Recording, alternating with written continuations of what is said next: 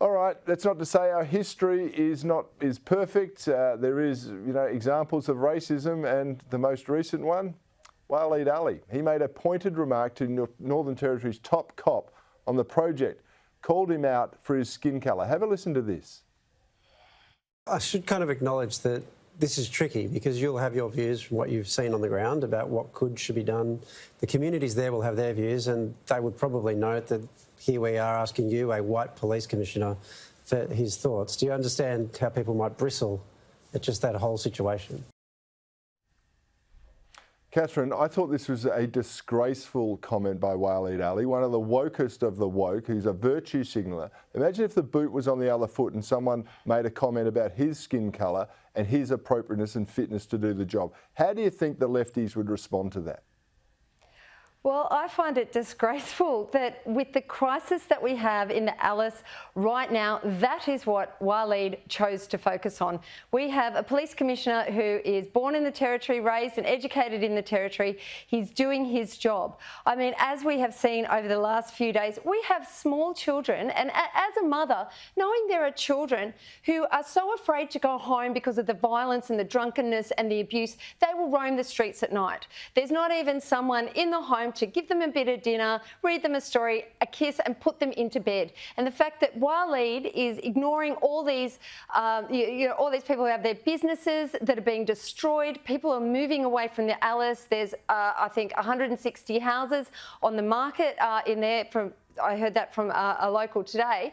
The fact that he's concentrating on the race of the police commissioner. I mean, is he trying to divert our attention away from the horrors of what is happening here in the Alice? I think it was a really disgraceful woke comment from Waleed Aly.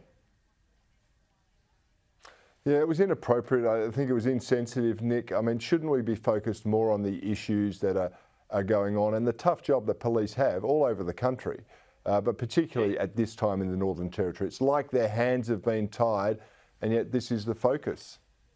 Well, that's right. And you're going to pick on the Prime Minister. We had a white Prime Minister up there yesterday making some, I thought, reasonable decisions, or he could have gone a lot further. Look, I mean, this is just crazy. It is the thing about the woke left is they're just really much more interested in the symbolism of it than actually lives on the ground and what it means for kids who are not getting education, that are out there getting into bad company, people who can't be safe in their homes. I mean, what is this going to do? Is this going to stop the machete-wielding man going into Woolworths if we had a black police chief? It's crazy. It's nuts. And I don't know. Waleed and I've never spoken to him at any length, so I don't know the answer to this question, but I just wonder how much time he's actually spent in Alice Springs, or more so in some of the remote communities around the Northern Territory, as I have, and I know you have too, Corey. If you go to those places, you just come away absolutely horrified by I'm going to call it social injustice, the greatest social injustice in this country. The people growing up in those remote communities where conditions and the violence, it's just horrible. And we just have to focus on that. Skin colour is irrelevant to this. It's about human beings living terrible lives, kids not having opportunities. We have to do something about that because this is Australia. Yeah, I agree with you 100%.